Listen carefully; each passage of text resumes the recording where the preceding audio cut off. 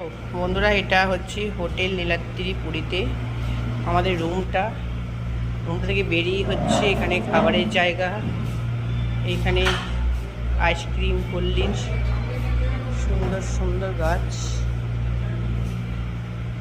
বুঝছো বন্ধুরা,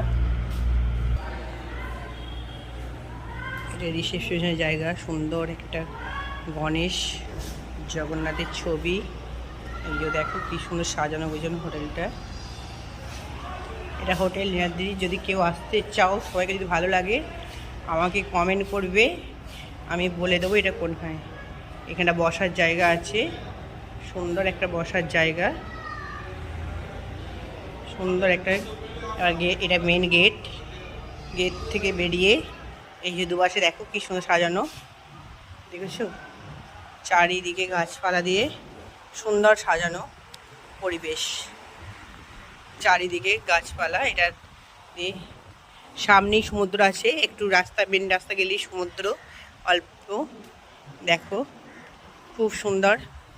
এই যে দেখো বন্ধুরা, এখানটা সন্ধ্যাবেলা বসে সব আড্ডার জায়গা।